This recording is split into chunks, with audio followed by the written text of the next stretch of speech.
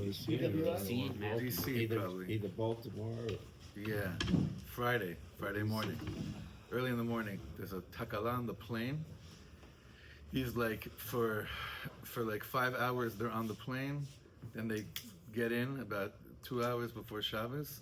Then there's takala on the plane when they land. And I was in LA.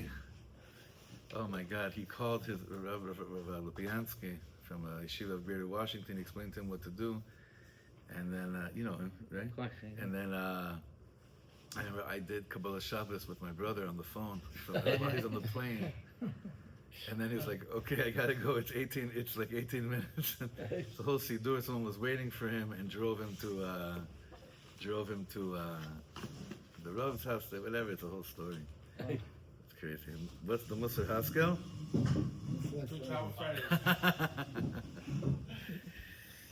Yeah, it's a deep ending. Okay, my brothers, let's do this.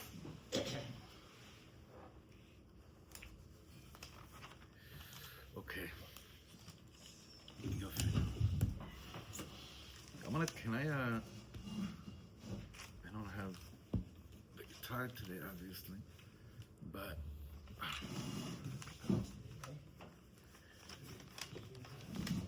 okay. L'chovid Pesach Sheni. I want to teach you guys a nigun. This is a nigun of Rav Ginsburg that he wrote, I think, this year. That when I do events with him, this is what we play now. I think it's a Gevalt nigun. Listen, it's very simple. It's very Hamish. And then when we have the guitar, I'll be even higher.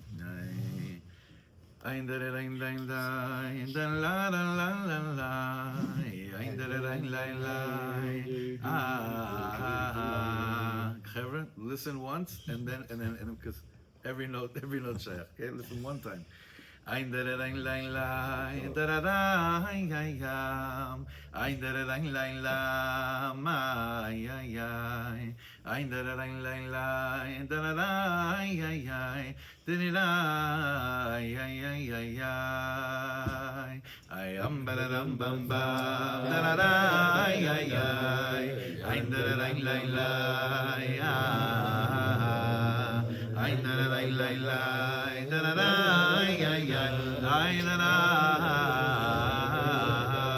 second part. Did it I lie that I lie that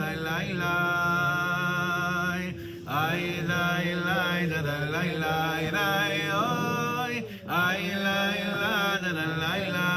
did it da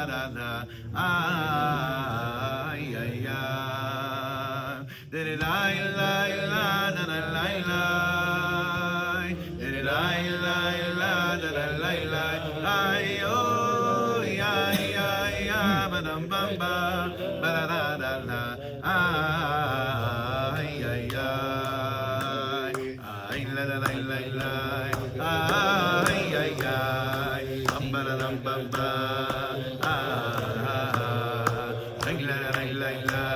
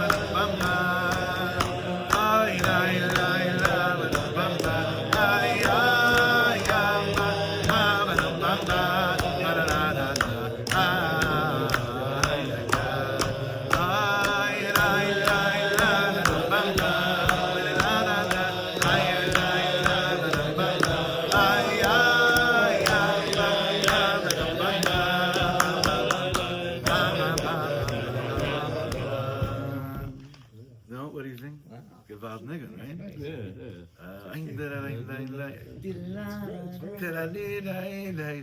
It's kind of Chabad. I would say. I wonder where that came from. When he taught it to us. Not so pashut, but when you get it, you get it. That first, I don't know what you call this, tznua. Knitch. It's the Rebbe's. It's like Gazon. the knetch of the kishkas, you know, like that. Like, he says, like, get it together. He's like, yalla, army, soldiers, Let's go. Yeah, like. That's the move he did to Rabbi Weinberger. Okay, Chaver, the month of Iyar is sponsored by the Silvers, the Lil Nishmas Bas Yefega Bas Yisrael, by the Aarons and Lil Nishmas Levi Ben Yosef, by the Bolsteins, the Lil Nishmas Frida Sam Bas Yitzchak, by the Millers in honor of Sam completing the cycle of learning the entire Torah, and by the Krams, the Lil Nishmas Nachum Shimon Ben Yitzchak Aryeh. This week is sponsored by Miriam and Avram Deutsch in memory of Avram's Abba, Mordechai ben Avram Abba V'Sara, my parents in memory of my grandmother. My grandmother, my father's mother, the one that jumped off the train. Chaya Bat Shmuel, Ubatya, her yortzeit is, I believe, the night before Lag BaOmer, the Wednesday night. And anonymously, Elili Nishmas, Aviad Moshe Ben Ilan Mordechai. It's a very tragic story. There's a boy here, a 19-year-old boy in the community, in the neighborhood. A tzaddik from the Zayit, he passed away on Friday. It's a very, Hashem Yirachem. Shenitapecha kol etova. I'll tell you good news. Our dear brother who's moving to the community this summer, Naftali Kalfa, he had a baby girl yesterday. Named, I just saw right now, he named her this morning Tiferet Shalva. Tiferet Shalva Kalfa. That's going to be interesting. I'm gonna grill him on that one. Okay, today's sponsorship, today's Monday, by Chani Maslow, in memory of her Abba. His yortzeit today on Pesach Sheni, Shimon Leib Halevi Ben Yisrael Avram Halevi. All right. Oh man. I mean, if you pass these out, we're continuing what we began last week, which I got so much feedback from so many chevra here that it had some kind of an imprint on them, not just from here, but also by many chevra that are learning with us online. And what's interesting is not just from many chevra that learn with us online, but also many mashpim. This is like fascinating. Eli, you'll find this fascinating. Many mashpim, many different teachers in different circles that were not shocked, but fascinated that we're actually learning this as a be'iyun, because Reb Usher is this matmon. It's something else. We began speaking about it last week. Now, what you have in front of you right now is from this sefer. It's called Imre Usher. Now, we're gonna make an order. So anyone that wants the sefer, let me know. I'll probably just order like 25 or much, because there are 30 of them. If you don't have it, we'll get it. We're gonna be doing things also outside of this sefer. This sefer is a collection of letters that he wrote. And in each letter, there's advice and life-changing experiences. Eli's been learning these letters for many years. And thank God you're here, because it continues to be a schus to learn this in your presence. But we'll also continue to learn about his life and see different things about him that'll help us understand that. Just give us insights into this amazing character. Just a prerequisite for today and for all the learnings from Reb Usher is patience. You need patience over here. Remember how I told you guys a few months ago that I met this guy at a conference that said that his dream is that people first start viewing themselves as a soul and only then as a body? That's his dream. A big guy that's really trying to make a big change in the world. An entrepreneur, a businessman that's very involved in some big things in the spiritual world now. And that's what he said. His dream is that people, when they think of themselves, not when they look in the mirror, but when they think of themselves, first they see a neshama, then they see a body. So that's a very far out statement. And I was thinking, like, wow, so what kind of Torah do you learn? What kind of Torah do you learn to implement that lemaisa as fast as possible, or as smooth as possible? And I believe that the Torahs of this tzaddik are taking us exactly to that direction. I believe so very much, but it needs patience, because it's a rewiring of our brain. there's a rewiring that needs to happen over here. This is filled with vision. It's filled with developing our own vision, but learning from someone's vision. But I believe that it's tapping into the vision that the Ribono Shel Olam had when he thought of creating human beings, that the Hashem had when he thought of creating human beings. Like we said last week in the shir from Reb Shlomo on the Parsha, how often do we walk around thinking, Kadosh Baruch Hu, what did you have in mind when you thought of creating the world, or so and so? Just sitting with those types of questions. So we're going to start to learn a letter here that Reb Usher wrote to someone in Chodesh Iyar 55 years ago. Right? 55 years ago? Tafshin Lamed. Is 1970 55 years ago? That's pretty scary, no? For Chaver that are born in the 70s, no? Very. You're freaking out right now. I'm sorry, you're tripping out. It's okay. But you're 34. It doesn't really matter. I'm 18. I don't know what you're talking about. Okay. All right, and I just want to welcome the Abba Tari Shmuel Fleischer, who Baruch Hashem, his baby girl is in the world, and it's such a schus to learn together. And also welcome back Yos from it was a beautiful simcha. It was strong. It was a strong simcha. It was a strong simcha. And you knocked it out of the ballpark, mamish. Okay.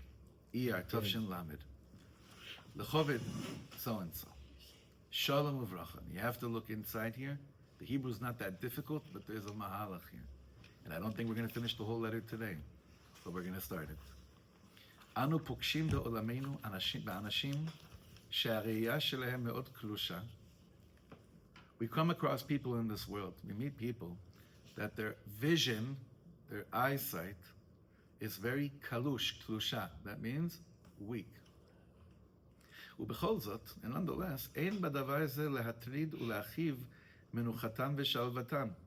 The fact that they have a weak eyesight, weak vision, it doesn't really bother their serenity and their peace. They live with it. יש בכל דבר ודבר אנחנו רואים זאת. We see this in every single thing. ישנם אנשים שמאוד מטרידה אותם פרנסתם, והדייגה למחייתם, וממש כל היום אין להם מנוחה מדייגס הפרנסה. We meet people all day long. What they're thinking of is parnas, is the daiga, is the worry over sustenance, over parnasa.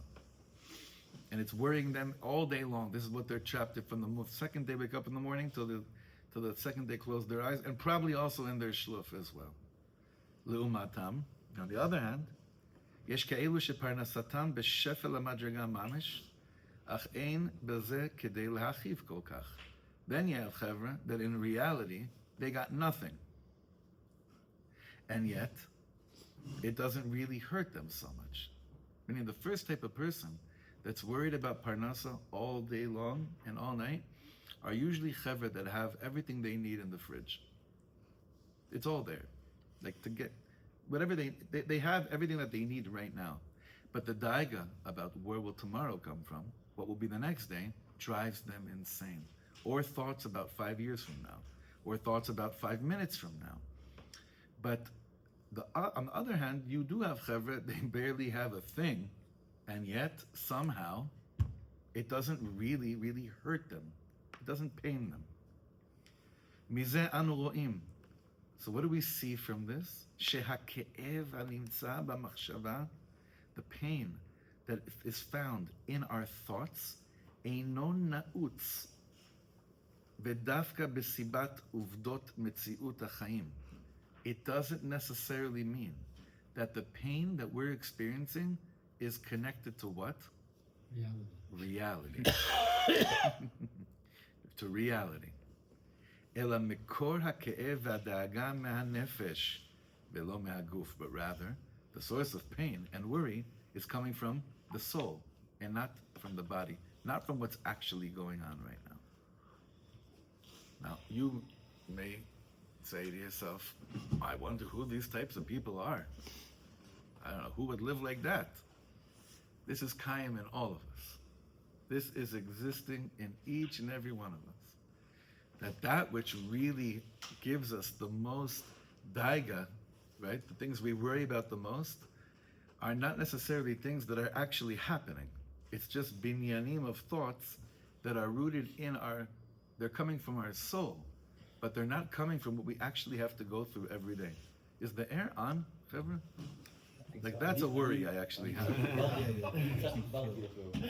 That's Mitzias, I think. That's a Mitzias, no? Huh? It's one. It's warm in here. Yeah. That's yeah. We gotta bring it down. Okay. So, Rav Usher is always saying, gift at the pain that we feel. If you could learn that that's a gift to tap in to what your whole zach is, then you'll live a completely different life. And anyone that's been through life that experiences like this, that when I experience pain, I view it as a gift to go inside deeper, and I could figure out so much more about myself. They live different lives. It's a different experience in this world. It's not that you have to look for pain. Pain will show up. Struggles will show up. The shaila is, do you run away from it? Or do you realize this is the way to find all the beauty that I know is in store for me? Now, continue on the bottom. When we want to investigate and find where it's all coming from, find the root of this pain. We first have to go. Sorry, ha'adam. First we have to go and investigate deeper to reach the root of reality of man, of what's real. Where does a man get the strength to blossom, to grow? Where is he existing from? Where is the headquarters of actual chiyus that person has in this world? What gave us koyach to wake up this morning? What gave us koach to actually attempt to go to a difficult shir? What gave us koach to work hard? Everything. What is the makor? What is the source of all of it? And obviously, you'll all say, activating bechira chofshis, and then I have koach and I make my decisions.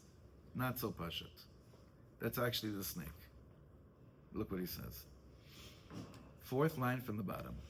Mitzias ha'adam he Ein.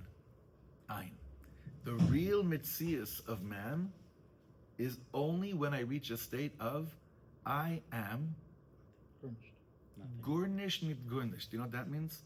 Nothing from nothing. Sheba nothing. Yeah. Nothing.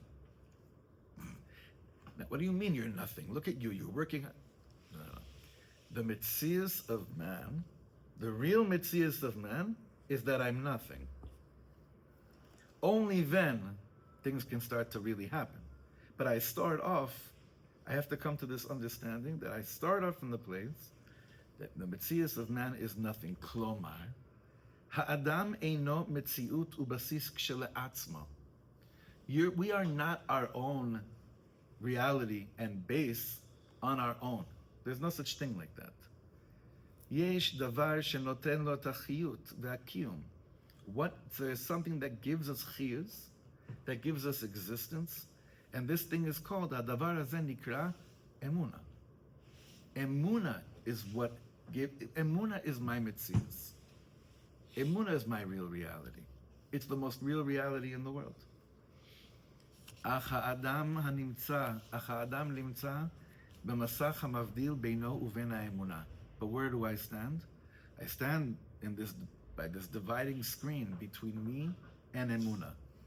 Beino leven sod kocho v'kiyumo, which means I'm lingering between who I am, like who I think I am, and that which really makes me exist all the time. I'm trapped in an illusion most of the time between who I really am and who I think I am. Ha'adam chai behergel ha'machshava shel hateva, shehu be'atzmo koach ha'metzias. Man lives with this hergel ha'machshava, habitual thinking of nature, that I am the koach ha'metzias. Kochi ve'otzem yadi asa li es ha'chayil hazeh. We all know this pasuk very, very well. And we all learn, we sit in shir, and we hear this pasuk, Kochi ve'otzem yodi asali zachayil hazeh, and we all think, ay nebach, that people are trapped in such an illusion. However, that illusion is so chai v'kayim in our day-to-day lives, it's not to be believed.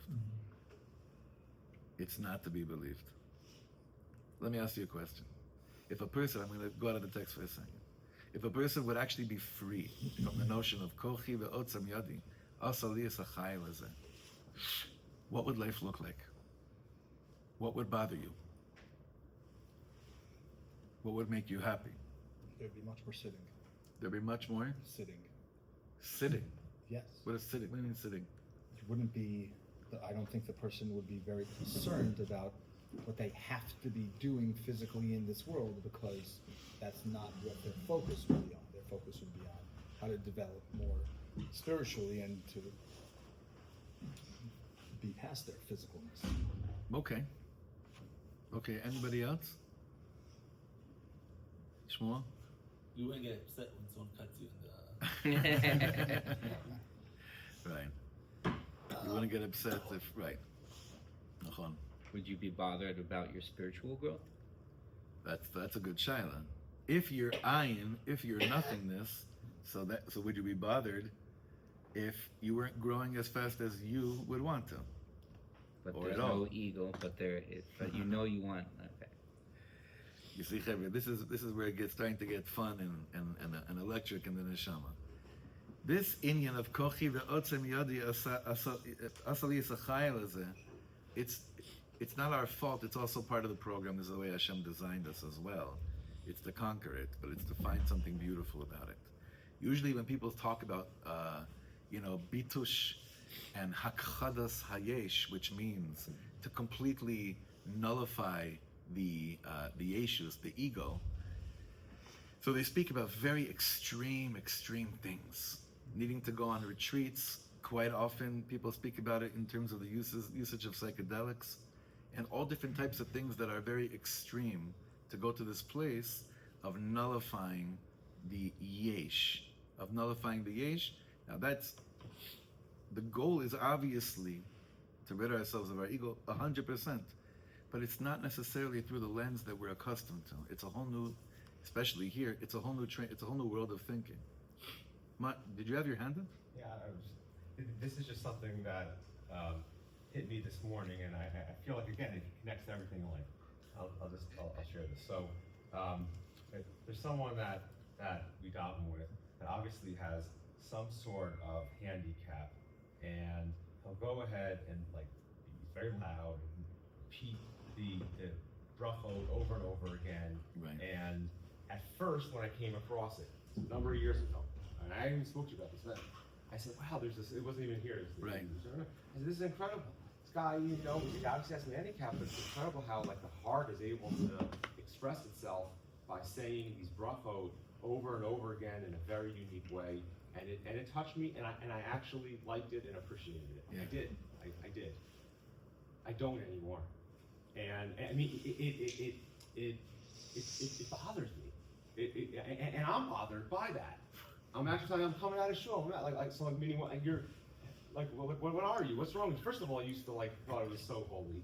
Now you don't think it's so holy anymore. So it's not even as if you're neutral. You're actually like annoyed. And so there's something off with you, Yas, especially if you're supposed to be onion. And I get it, but this is the middle of davening, and so I wanted to just put that out there. Right. This is something that's seemingly simple, but it's not. Again, it's a fine feel, but it was on my mind, and something that I'm thinking about, and I'm looking at this saying, hey, Yas, if you're iron, this is not something that should be bothering me. And I see it as a bellwether. I don't know if that's fair. You see it as a Bellwether. Of It's like a hey, sign. Yas, check other things. yourself somewhere, look yourself in the mirror, there's something off with you. All right. Interesting. And he went up for the Amid a few weeks ago. Yeah. And I was like, I knew that I had to go into ayin because because when someone goes up to the podium, right? So you're mavutal to whatever they're gonna do, right? Yeah, we just experienced it this Shabbos. So when he went up, and he actually did. It was strange how, I think it's Tourette's. Yeah, I know. Right? I think it's Tourette's. But when he went up to the Amud, He was able to do it, right? as far as I remember, it was, it's fascinating. That's a wonderful thing, meaning Rabbi Usher is saying, does it hurt you that it bothers you? Yes. Yeah, it does. Great. Welcome. That's what he's saying. It hurts you that it bothers you? Okay, so you've now tapped into the beginning of the Avodah. It hurts you that it bothers you. Let's unravel it, but not too. Here's the patience. Here's just thinking that. Here's the patience. Here's not the quick fix. Here's the patience. We have to dig deep now. Yefeh ma'od. If things bother us and it doesn't hurt us that they bother us, that's the warning that something's really rotten inside. If something bothers us and it doesn't hurt us, or it hurts us, doesn't bother us, that's really the problem. If someone's killing their liver, they're drinking like a skunk mamish, right? And it doesn't bother them, right? Then there's no limud from the experience, even though they could feel pain, but it doesn't bother them. Zabaya. So people would say, I'd rather not feel. I want to be comfortably numb, so I don't want to feel anything. The Bush is saying at a certain point, the amount of pain that we accumulate from all these things, at a certain point, it's going to get us. So the shaila is on avodat hanefesh. What are you doing at that moment? Yofi. So that's a great example. That's a great example. I have so many different examples. I'm going to go weiter. May I just a question? I know it's beginning here, so Yeah. we'll get further. Yeah. The beetle of yourself, of the ego, as the message of what we're supposed to try to come to. I'm wondering, does it not need to be nuanced? Because the eradication of ego, which is part of our design, our bodily design, Yeah. is the ego and the in. You have an ego that drives you, hopefully, to do good things. It drives you to achieve and accomplish.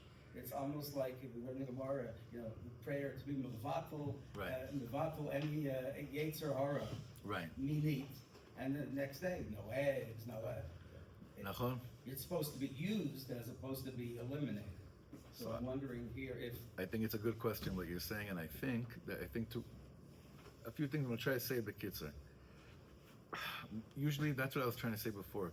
When we speak about nullifying the ego, what you'd think you'd be led to is to a place of complete desolate nothing. That can't be what the Rebbeinu Shalom wants either. So that's for sure not the point of it. Hashem would put us in this world to do a lot of amazing, amazing things. From where, though? From where? What's the starting point? Where is it coming from? Where is it coming from? So I want him to explain how what ayin means according to the way that he explains it, because it doesn't mean to be completely desolate and do nothing. That can't be it either. Otherwise, why would the Rebbeinu Shalom create any of us? So it's got to be the shaila is, where's it coming from? How are we using it? Yeah. You want to say something? All right. No, you okay? Ellie. It's important to remember that these are letters written to real people. Sometimes they're parts of letters. We only have the parts that sort of matter to everybody. And so they come from a place where he's addressing a particular pain. Right. And each letter takes a cut, right? They're organized in sort of a fashion. So the deeper concepts you begin to understand as you get towards the middle of the book. Right? Right. The first couple of letters, you read them and you get sort of basic vocabulary, but you can't come to hard conclusions about what he's really saying until you sort of get into the flow. That's why the Hakdama for this year was patience, a lot of it, and we're gonna get there. Mm-hmm. And when a person lives with kochi ve'otzem yadi asali esachayil, when whether I realize it or not, but really, that means my strength, my might created for me what I have. When that's the way I live my life. So now look what he says. We're on 1, 2, 3, 4, 5, 6. The end of the 6th line on the left column. Velachen, kshenitcal b'michsholim al darko. What happens when you suddenly reach stumbling blocks while you're on your way? Hu mitmale be'achzava v'yeush. You get filled with disappointment and despair. Hey, why? Why? Why would you get filled with disappointment and despair? Why? Ki hem sotrim, because they contradict et helech machshavto ativit. They contradict the natural way that you think. Sheino mitziut mevusesas k'shela'atzma. That you're your own it's this own reality. I had a plan. This isn't going to. This is to my not plan. going according to the way that my mind designed it to go. Hold on, Bishvili, this doesn't add up. There's a stira going on over here. So therefore, when it doesn't going in accordance to my own built-up vision, based on that I'm a reality bifnei atzmi, what am I filled with? I'm filled with, what's that? Frustration. Everything. Right. But if you'd stop for a second and say, but wait a second, let's say that the way that you designed the whole thing, maybe there's someone that designed everything else that's going on in the world with a complete perfect order that has something much greater in store for you.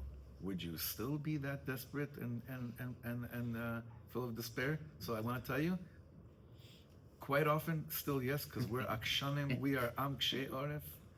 Rebbeinu Shalom can come and say, listen, I have this amazing plan. It doesn't look like the way you designed it. And you're like, oh, okay. It's like Hashem coming to you, oh, okay, whatever, right? Okay. It's so painful to see like this. Now, where did this start? That I think that I could have a better plan than God. How could we come up to such a thing? That I know better. That my mitzias is better rooted, is more deeper rooted in something. Well, we do have a few examples. Avram debating with HaKadosh Baruch Hu about the destruction of Sodom and Gomorrah. Right. Moshe Rabbeinu debating with HaKadosh Baruch Hu more than once about what is he says should happen to Bnei Israel. So there is a makar for Yechidim, of course, to be able to, well, in both of those cases, that had nothing to do with themselves. That was pleading over other people. That's not what we're talking about over here. We're talking about when it doesn't work out for me. Both cases, Abraham and Sdom, Moshe Rabbeinu for Yidden, had nothing to do. See, Moshe Rabbeinu, one time in his life, he thinks maybe what he wants would be better than what God decreed. When is that? That's the only when it came to Eretz Yisrael. Is the one time when Midrash tells us Moshe Rabbeinu told the Rebbeinu Shalom, I just want to let me fly into the land like a bird, just to gaze the land, just like that. Right? One time it happened like that, and even there, it's completely connected to his ayin. But where did it begin? Where did this balagan begin for us? Od mishanim mikedem michet adam arishon beitzadas. This, everything comes from there. What happened? Notzar hamasach hamavdil ben adam levoro. The dividing screen was created between man and his creator. Ha'enosh, human beings, niya mitziut nifredet min hakdusha. We became separate entities, separate from holiness. That's what Eitz Hadas did. Till Eitz Hadas, which wasn't that long, right? But for the few hours or however long it was, I and Kedusha were one entity. There was one Mitzias. Comes the snake, the Eitz Hadas, and in that moment injects its vermin. And what did it basically cause? It caused me to think what the Nachash said. You'll also be like God, but you're gonna be your own God. Ke'elokim shel atzmechem. You're gonna be your own God. Yeah. I was recently speaking to Rav Nassim Lyman, and the idea of like if one's aspiring for something ruchnius wise, and you think this is the best thing, what's your kavanah when you're davening to Hashem? So he gave me a great answer. He said, Hashem, it seems to be this is the best for me. Very good. It seems to be the best for me. So we're not taking like our own position on it. That's beautiful bittul. It seems to me that so and so would be good. Yeah. Someone came to the office yesterday to give a he'ara about something. Said, you should really announce that you have to say Kriyat Shema on Friday night when you finish before this man. He didn't say it seems to me. He said you should really, and I said to him, you should really stay till the announcement so that you'd hear that Yudi actually said that. It seems to me. It seems to me. I don't know. It seems to me. No, everyone comes in with this should be. But it seems to me, you know how the tzaddikim, when they had a thought of it seems to me, how do they begin by saying, Venire le'anius daiti. What does that mean? That means it seems to me in accordance to the In my humble opinion. my right, it seems to me based on my poverty-stricken mind, really, if you think about it, aniyu dati, right? That's how they start speaking about something. Yes, Eli. I was just saying, now when we say in my humble opinion, it means I'm going to give you a stuff. It's true. It's true. It actually But- means- In my humble opinion. In my not so humble opinion. That's So, what- so I think we read this way. We read with a comma after Mikedim, right? We read it that this actually the problem started with Mechetz Eitz Hadas, and I think there is no comma here. It actually says Od Mishanim Mikedim Mechet Eitz Adam Harishon Be'etz Hadas. It's actually even in the root of creation itself. Even before Eitz Hadas. Even before Eitz Hadas, because the simple fact that I'm living in any kind of a body or any kind of anything that's somehow separate from God, there's already a masach, there's That's a good, that's spark good. of a masach hamavdul. And that, Meaning just mi etzem habriya. just from being... Just mi etzem habriya. and it's baked into creation. This is just a part of the Chazak. Chazak. Reb Chaim Shlomo, you want to say something? Yes, this, it seems to me, is actually the natural way that we function, because the brain has nothing in it that can get to the emes. So whatever we think or say or perceive, in fact, is always, it seems to me. But the nature of Big- Right, the nature of right. man, not it seems to me like this. This is what's good for me. Yes, but we go on and say that's how it is, or that's how it should be, because that's what gives us a sense of security. It's all about security. Yeah, that's where it's coming from. Yeah, For sure. or security. How can I live so vulnerably if I don't Yes. have that, this program, this plan, this everything drawn out? Yes, Yeah, yes. I need a plan. Man with a plan. You don't have a plan, you have nothing. One of the worst imaginations that people report is to be lost in space. Just float in space. You have no idea where you are. You have no control. You have no idea where you're going to end up. You don't I have know no Chevra idea. that feel like that here. Yeah, yes, and that's a horrible feeling, because it seems like you have no control. Yeah, So but the illusion of I know exactly where I am and how things are going to unfold may be even more tame. It may be even more perverted than what you're describing. Because at least there I admit that I don't have any. When I'm lost and I admit I'm lost. I'll give you an example. This is so beautiful. You know the song Melech Rachaman Rachem Aleinu. From Musaf Sholosh Regomim. Melech Rachman Rachem Aleinu Tov Umeitiv Hidaresh Lanu. What is Hidaresh Lanu? It's a very interesting diuk here. Hidaresh Lanu. It's not quite what I'm going to say, but it's the closest I think. Seek me, demand me out. So Reb Shlomo one time was singing this song. It's 1972. The week of it was this week in Sfira. He did a concert in a big, massive, conservative synagogue in Los Angeles called Sinai Temple. And he was singing this song, and he said, friends, one time I saw a little girl that was lost on the street, and she was freaking out. And a cop found her and said, what happened? She said, I'm lost. I can't find my parents. I don't know where they are.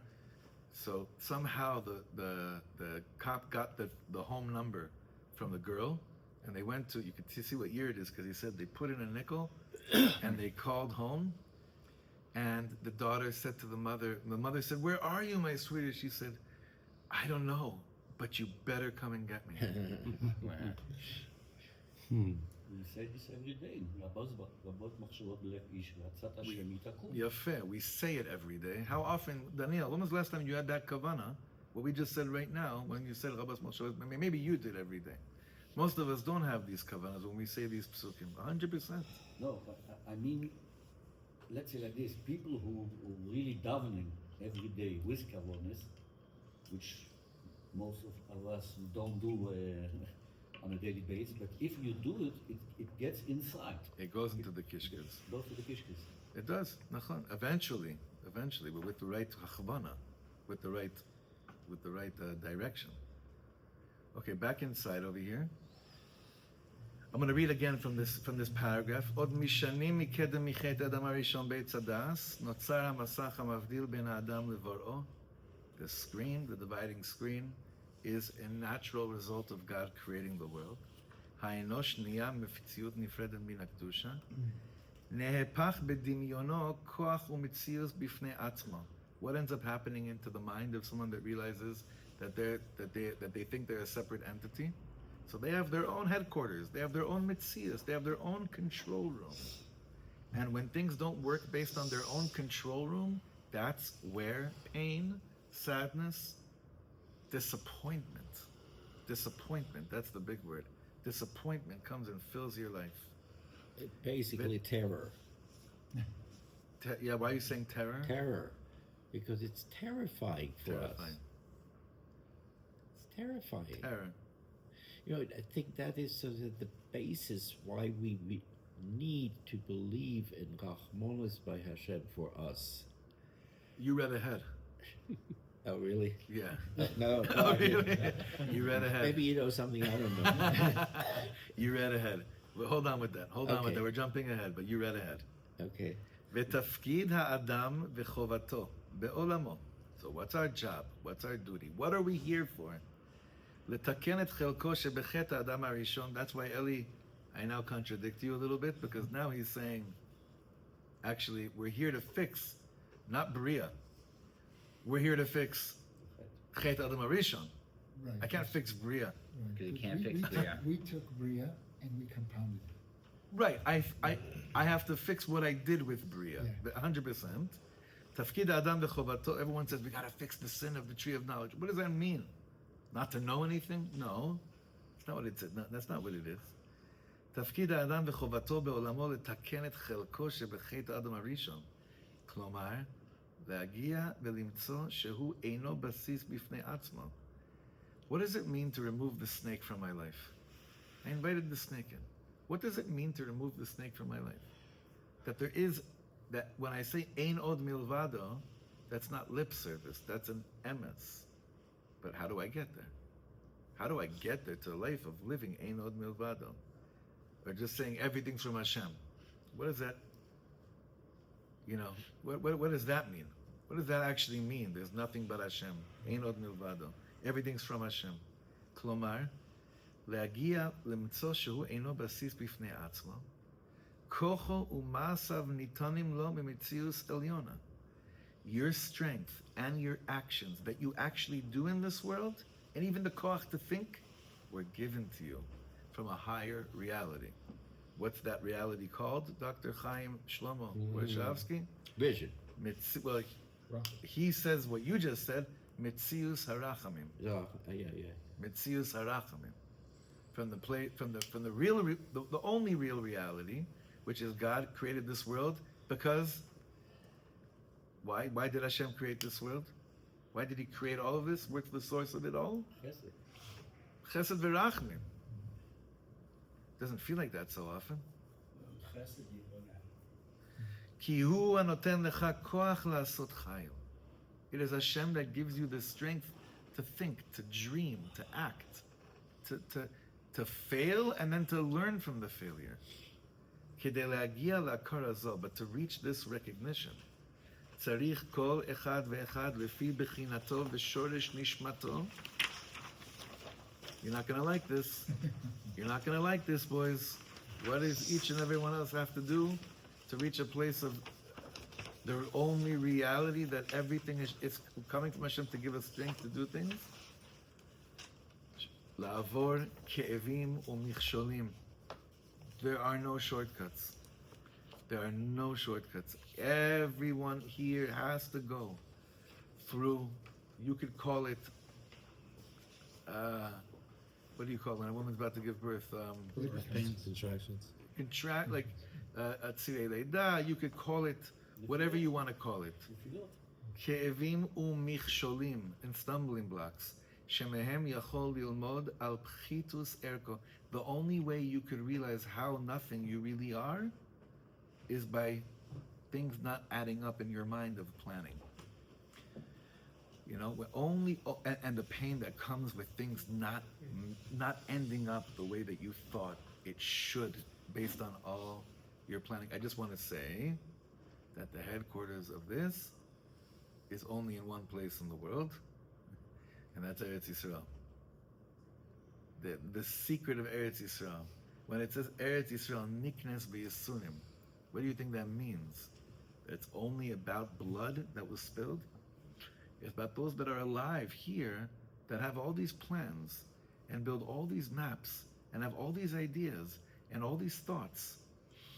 And they only really start to build for real when they realize that all those thoughts that they had were really nice and sweet, but they're all, it seems to me, thoughts. And when I get rid of it seems to, well, in a holy way, when I realize it seems to me, but I'd rather know what does it seem to you. What does it seem like to you, Hashem?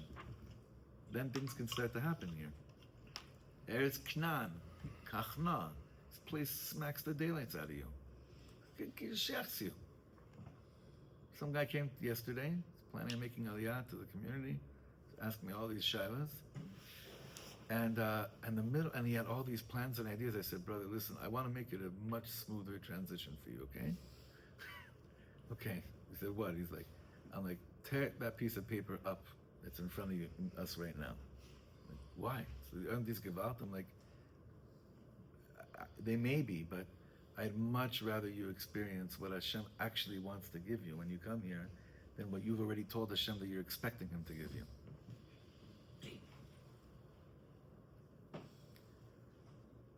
And Malasod Reb Usher will always tell us the pain that awaits in these stumbling blocks. Shemehem yachol lilmod al pchitus erko. The greatest gift man can learn in this world is how little and almost nothing he is. That's the greatest thing you could learn. Not how great you are, how nothing you are, and from there to become the greatest thing in the world. Again, shoresh nishmato la'avor ke'evim u'michsholim shemehem yachol lilmod al pchitus erko kshehu la'atzmo umizeh, and from this yilmad al tluso bekoach elyon shemimeno hu sho'ev es kiyumo. It's through these moments of life, of failure and of pain, I could learn on how dependent I really am on the koach elyon, on the supreme power, shemimeno, which is really what gives me my kiyum. V'chol kulo umahuso nitzmach mimeno, and the all of me and my essence is only sprouting forth, not from me, but from what I'm dependent on. Did you ever really need the Ribbon Shlomo in life? Did you ever come to a place where you mamish felt, if I don't have the Ribbon Shlomo, I have nothing? It usually happens when we're shoved into a corner. Mm-hmm. But Hashem knew that. That's how He designed us. We don't wake up in the morning when things are good. You got thousands in the bank, and you don't have to work, but you choose to work because it just feels good. And the kids come home with good grades and the chule, and the love is that you don't need Hashem in those moments. Can you train yourself to realize that in order to even think or experience anything on a real basis, you're dependent on being tuned into that same thing that you feel when you're pushed into a corner and someone's about to kill you. Same thing. Ben kach u ben kach. There's no difference between, by the real tzaddikim, when you're shoved into a corner versus when everything is going smooth. There's no difference between the two. Hainu hach. It's the same zach. It's the same thing. It's the Baal Shem Tov has a word for this. It's a very important word. Rav Moshe Gersh wrote a beautiful book on it. The word in Hebrew is called hishtavus. Shivisi Hashem lenegdei samid. In English, the closest we can get to is that it means equanimity. Equanimity. Shivisi, it's all the same to me. That's the name of his book. If you don't have it, you gotta get it. It's all the same to me. Based on the Baal Shem Tov's Torah of hishtavus. That if I feel like he's leading us to this place, but a person usually gets to hishtavus, to equanimity, only through realizing when the pain is there, and the stumbling blocks come, and they they set me up for feeling like I'm a failure and there's pain over there. Baruch haba to the real world. Baruch haba to the real world. Reb Usher is going to hold our hand while we travel through meeting places in life that have been filled with disappointments and have given us tremendous pain and anguish and feeling disgusted with ourselves, and realize now that you've here, you've actually arrived to the entrance to what it means to go through this world and live a real life. To go back to what Steve brought up, through this methodology, the last conclusion you'll come to is that ayin means not hefker. That's the word, bidyuk. Nachon. There are schools of thought that they're very dangerous because they lead you to ayin, meaning that the emes of the emes is hefker. Enod milvado. It doesn't matter at all if I do something or don't because ayin. Then you look, what are you basically saying to Hashem through that? You're saying, wow, God, I hate to break it to you, you wasted a bria. You wasted a creation. What a chutzpah that is. So we'll see it from another way. Okay, but Israel Hashem will continue this next week, okay? Just share for a second. Yeah. In previous times of learning, I can remember years back a dugma that illustrates, I think perfectly, especially for people with younger children. The notion of lavor, avim, and shalom shem is built in the design that this Baruch Hu had for humanity. You have to think for a second. Any animal that births a calf, newborn, within seconds are up and running. Right. They're finished. It's not a development. Right. We, on the other hand, child that rise and fall until they master this. And that is the illustration of we as humans have to take these falls and adjust and adapt and go forward each time. Only through these behavior moves showing do we reach that point where we can run. Well, I want to just, Melissa, Ken, I want to add, take what you said into the heart of hearts. Parents that believe that they're the ones that brought their children into the world will not experience what you just said. And therefore Chazal was so important on madgishing shlosha shutafim ba'adam. That's why it's such an important, crucial thing by us to live with the concept of there are three partners when it comes to the creation of man. Because these children are if I'm a Metzius Atzmi, then the children that I bring to the world are part of my domain, my Metzius. Right? So we're nipping that like that. That's a great example what you gave. Great example. Because when I walk into a room, remember the Rebbe Melech. Well, I'm with this. This is so beautiful. I share this at least once a year. And I learned this from Reb Shlomo saying this in the middle of a concert while he saw parents not really being good with their kinderlach.